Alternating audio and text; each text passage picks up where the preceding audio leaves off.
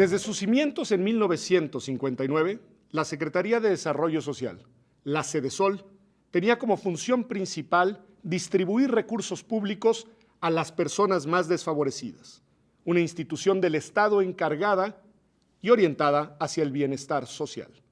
Sin embargo, durante la estafa maestra, en la gestión que estuvo a cargo de Rosario Robles, se sabe que el desvío de recursos fue monumental.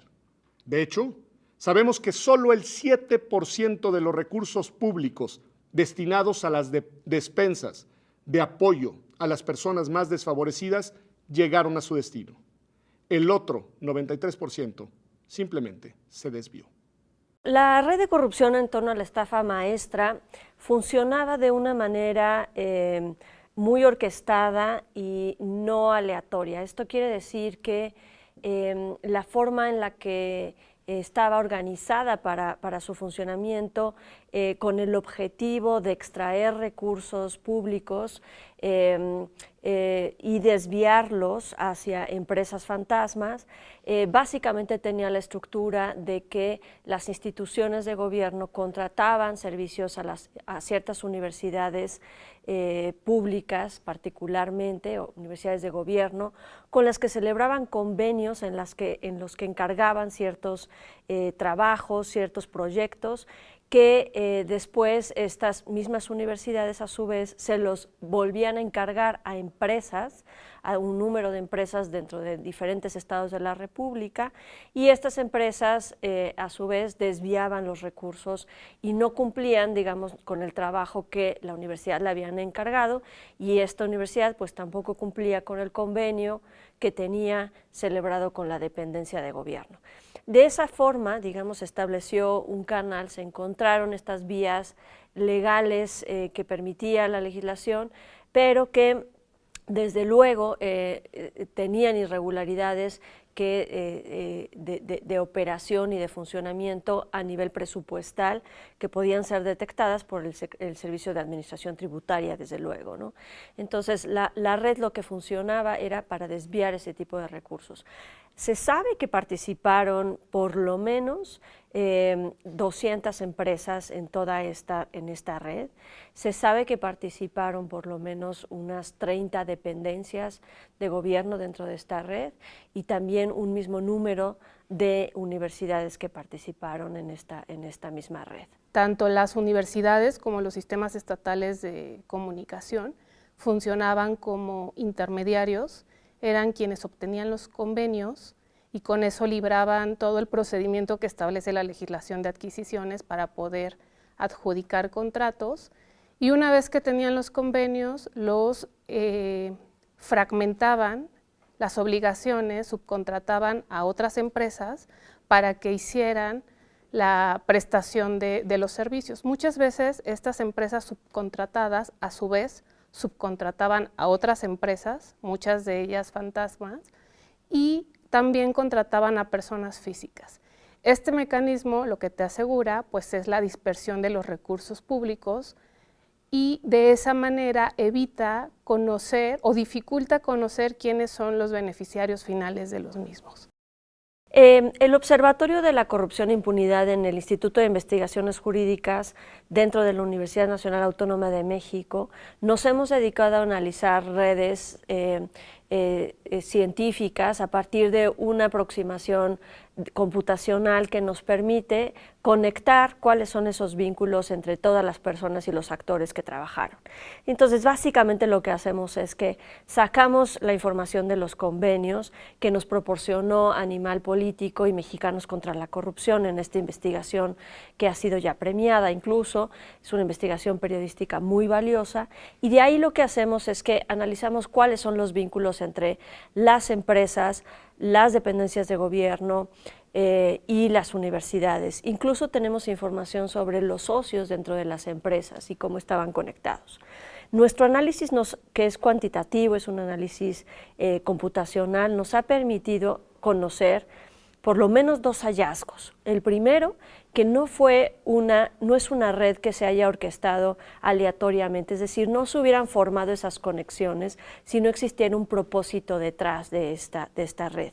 Esto quiere decir que solamente hay un clúster o un solo componente de todas las personas que estaban integradas. No existe la desconexión de actores que no supieran lo que estaba pasando dentro de la red. La red que nosotros podemos ilustrar y modelar dentro de este modelo computacional nos permite probar que es solo un componente, es decir, que todos sabían exactamente dónde estaban las comunicaciones, están todos conectados. Segundo, nos permite conocer que las empresas y los empresarios que trabajaron también estaban conectados y por lo menos estaban conectados con información común dentro de ellas.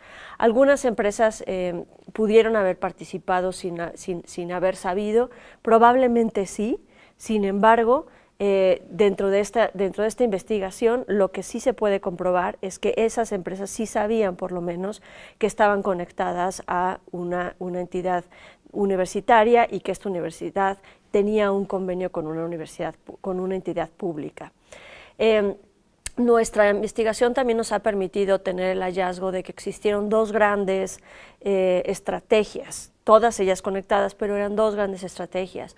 Una que concentraba los recursos en la Universidad Autónoma del Estado de México a través de Cedesol y muchas otras instituciones de gobierno como el ISSSTE, como la Senacica, que trabajaron dentro de esa misma desviación, y después otra que estaba conectada con Pemex y su mecanismo de desviación también. Esta secretaría, como varias de las que están implicadas, al menos en esta primer revisión del caso, que implica a 11 dependencias y organismos, tiene como característica que maneja un presupuesto muy amplio, porque está dentro de sus fines y objetivos está la ayuda social a personas, ¿no? Entonces, la Secretaría por sí sola no puede ejecutar todos los programas que tiene a su cargo y tiene que apoyarse en otros proveedores para poder cumplir con la totalidad de sus fines. De manera que es así como a través del ejercicio del presupuesto que tiene para la consecución de objetivos de desarrollo social, es que contrata con universidades y también con estos sistemas de comunicación. Y hay que decir que el problema no es el mecanismo de contratación, esto también ya ha sido observado y fue reconocido por la propia Auditoría Superior. El problema no es la existencia de ese artículo primero de la Ley de Adquisiciones que permite adjudicar de manera directa. Existe una razón de por qué existe esa posibilidad, ¿no? El problema está más bien en los fines perversos que se hizo de ese mecanismo para poder facilitar el desvío de los recursos públicos. A través de las investigaciones periodísticas lo que sabemos es que la Secretaría de Desarrollo Social fue el inicio, digamos, de esta estrategia. A través de ella se pudieron empezar a hacer estas estrategias de contratación a las universidades y después, a su vez, a las empresas. Muchas de esas empresas, como decíamos, son empresas fantasma que no tienen un registro fidedigno de existencia, digamos, en el país. Entonces, lo que pudo haber pasado con Cedesol es que en Cedesol se pudo haber gestado este primer esquema de desviación que después se exportó a las otras diferentes dependencias que participaron, incluidas Pemex y Senacica. Sin embargo, Cedesol no fue, a través de Cedesol no fue el mayor número de desvío de los recursos, por lo que sabemos de los contratos que existen y que fueron observados. Es decir, sí pudo haber habido un inicio de la estrategia allí, pero no necesariamente allí fue donde se desviaron más recursos. También se desviaron más recursos bajo un esquema a través de Pemex, en donde se contrataron a múltiples universidades y de esas universidades a múltiples empresas. Entonces, quizás solamente lo que aportó el desvío en Cedesol fue el inicio de una gran estrategia que fue difundiéndose y difuminándose a lo largo de otras entidades de gobierno. Como demuestra la investigación realizada por Animal Político, la Sedesol, la Secretaría de Desarrollo Social, firmó convenios con universidades públicas hasta por 2,000 millones de pesos, que fueron después orientados a 20 empresas y que de ahí fueron desviados de su destino y de su finalidad original. Permítame decirle a usted cuál era la situación de algunas de las empresas que recibieron esa cantidad ingente de dinero público. 3 de ellas tenían irregularidades investigadas precisamente por el Servicio de Administración Tributaria. 6 no estaban registradas ante la Secretaría de Economía. Una se desmanteló en el momento en el que recibió los recursos. Otra se encuentra simplemente desaparecida, pues su domicilio fiscal no coincide con su lugar sede. Una más no realiza actividades de ningún tipo. 3 más tienen un objeto social distinto al de la actividad que supuestamente iban a realizar, y otra más no tiene personal ni infraestructura. Las universidades públicas recibieron casi 216 millones de pesos y simplemente no realizaron las actividades para las que fueron contratadas. Participan 11 dependencias, porque de esas 11 dependencias se firman los contratos o los convenios. En específico, Sedesol, en el reportaje, digamos, es la que concentra el mayor monto desviado y en donde se concentra el mayor número de empresas irregulares. Digamos, quizá por eso toma especie de protagonismo dentro del trabajo, dentro de los hallazgos. Y en específico también tiene mucho que ver el hecho de que se utilizó uno de los programas emblemáticos del gobierno en la administración pasada, la Cruzada Nacional contra el Hambre, para, digamos, eso era el pretexto para contratar a las universidades y para desviar estos recursos. En los primeros meses de operación de la Cruzada Nacional contra el Hambre, Sedesol contrata a las universidades para repartir despensas, para armar conciertos y algunos mensajes de promoción para la Cruzada Nacional contra el Hambre, y a solo unos meses, 3 meses, que algunos de los contratos se firmaron después de que arranca la Cruzada contra el Hambre, y 6 meses después el dinero ya estaba desviado, ya estaba dentro de una de las empresas fantasma que hasta la fecha está siendo investigada. Se le han investigado algunas de las cuentas, pero la empresa se liquidó y se deshizo, y no hubo ningún tipo de responsabilidad penal ya con el seguimiento. Evidentemente tampoco se recuperó nada del presupuesto federal que llegó hasta esa empresa, pero digamos, de ahí viene este protagonismo que tiene como tal la Sedesol, porque en realidad también participan otras 10 entidades de gobierno en donde también hay mucho movimiento de contrato y donde se firman varios convenios con otras universidades. De todas las empresas que se vieron favorecidas con la estafa maestra, una se llevó la parte principal. Se conoce Esger, Servicios y Construcciones. Esa empresa no firmó ni un solo contrato y sin embargo recibió más de 600 millones de pesos. Dinero que no sabemos al final a dónde ni en manos de quién terminó. De acuerdo a las investigaciones periodísticas de Animal Político y Mexicanos contra la Corrupción, una de las empresas, en particular Esger, no celebró ningún convenio con las universidades. Esto quiere decir que las empresas esta empresa en particular que no celebró un convenio con las universidades recibió recursos de otras empresas y esta a su vez pudo haberlas desviado. Nuestra legislación de adquisiciones establece que es la que regula, la que reglamenta el procedimiento constitucional para poder adjudicar contratos públicos, establece como una excepción para seguir un procedimiento de licitación que tiene más requisitos, es mucho más rígido. Establece como una de sus excepciones cuando el gobierno contrata con otro ente público o con otra dependencia de gobierno. Y esta razón es porque no hay fines comerciales o preponderantemente económicos en esta relación. Por eso también se llaman convenios y no contratos, ¿no? Entonces, en términos de procedimiento es mucho más fácil adjudicar un convenio a alguien bajo esta figura del artículo 1 de la Ley de Adquisiciones, que es una adjudicación directa, que celebrar un procedimiento de licitación en donde tú tienes que establecer unas bases de participación y muchas personas pueden acudir con la intención de ser beneficiarios de esos contratos. Es importante determinar cómo operaron las universidades en la estafa maestra.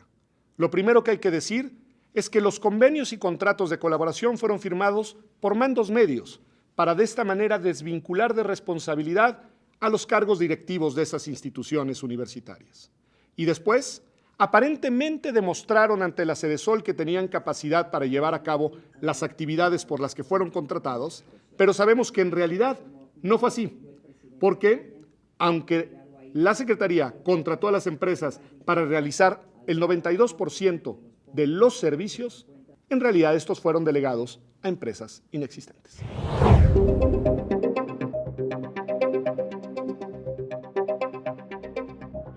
En un país como el nuestro, con los índices de pobreza y desigualdad, lo menos que podríamos esperar es que el Estado, que las autoridades públicas realicen las acciones necesarias para superar esa situación estructural. Y si eso no sucede y alguien abusa de los recursos públicos, lo que debemos pedirle al Estado, a las autoridades, es que lleven a cabo las investigaciones tendientes a combatir y a abatir la impunidad. Solamente de la investigación de la estafa, que fue 2013-2014, con 11 dependencias, 8 universidades, estamos hablando de más de una centena de funcionarios públicos que pasan desde los rectores de las universidades que firmaron los convenios hasta sus funcionarios de finanzas, pasando por los directores de área que también firmaron los documentos en las dependencias de gobierno. Pero también aquí alcanzaría la responsabilidad incluso a los titulares de las dependencias de gobierno. Eso es lo que ha insistido también el ex auditor federal Juan Manuel Portal, al decir que los titulares de las dependencias tienen toda la responsabilidad, no solamente de los funcionarios públicos a su cargo, directos, sino también de los recursos. ¿En qué se gasta el dinero? Y muchos de los secretarios de Estado o de los titulares de los organismos sabían perfectamente que en sus dependencias, en sus organismos, se estaban desviando recursos públicos porque fueron alertados por la Auditoría Superior de la Federación y no hicieron nada para detenerlos. Y entonces la responsabilidad no solamente se acabaría en quienes firmaron los documentos, sino también en quienes dirigían las dependencias de gobierno.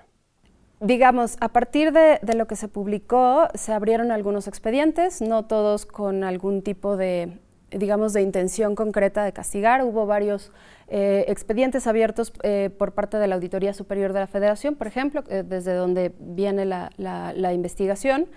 En específico, hubo un recurso que promovió el Departamento Legal de Mexicanos contra la Corrupción, que es el que en este momento derivó en la aprehensión de Rosario Robles, ¿no? Es una demanda muy particular, es una denuncia por una falta en su ejercicio público, pero digamos que pues en este caso específico funcionó en el caso de Sedesol, pero esas mismas investigaciones no se han abierto por parte, por ejemplo, de las autoridades supervisoras, ya sea de la Auditoría Superior de la Federación o de algún órgano interno de control.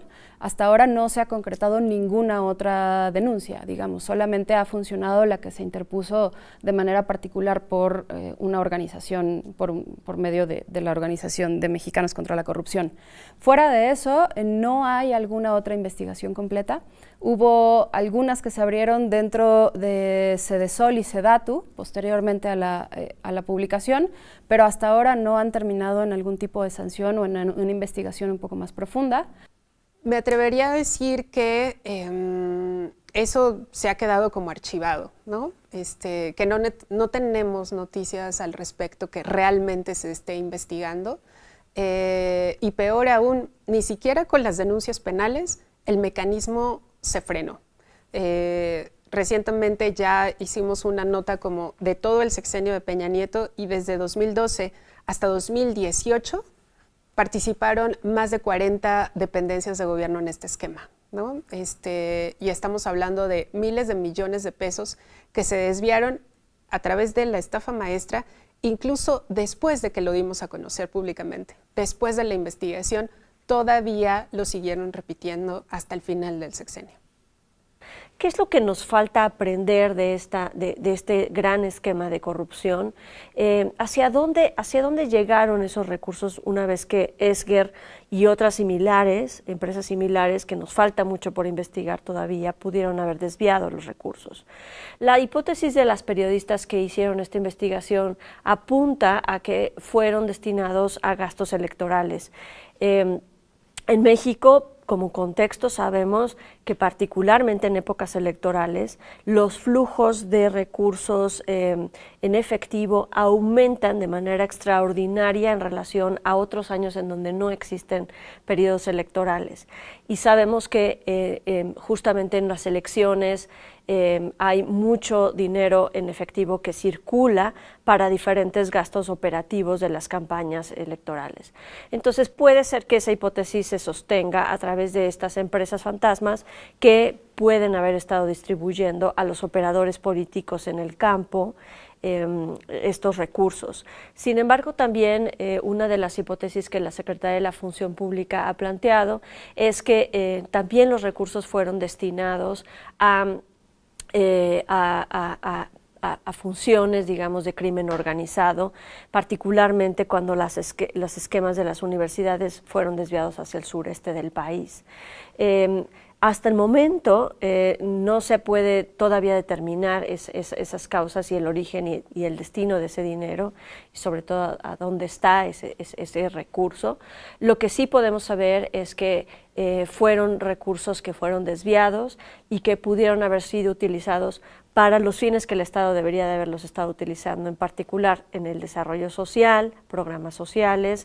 Y lo que me parece más preocupante es que incluso en el procedimiento judicial que se le sigue a Rosario Robles, no se incluye la investigación del desvío de recursos públicos.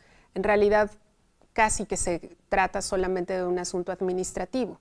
¿Y esto qué significa? Que no se va a investigar o que no vamos a saber, por lo menos a través de ese proceso judicial, quiénes son los verdaderos beneficiarios de este desvío de recursos, quién realmente es el artífice de todo el mecanismo, que nosotros siempre insistimos que la estafa maestra no es solamente un caso de corrupción, es un sistema de corrupción. Para que ese sistema haya funcionado durante 6 años, no solamente tenía que ver con que una persona lo avalara. Estamos hablando del gabinete del presidente en funciones en ese momento, que fue Enrique Peña Nieto. Y que además, para que la salida de recursos públicos pudiera darse, tenía que pasar sí o sí por la Hacienda Pública, es decir, por la Secretaría de Hacienda. Un boquete de ese tamaño, por supuesto que se debieron haber dado cuenta. ¿Quién lo permitió? Y sobre todo, ¿en dónde terminó el dinero desviado? Es lo que nos tendrían que estar respondiendo las autoridades si es que realmente investigaran el caso.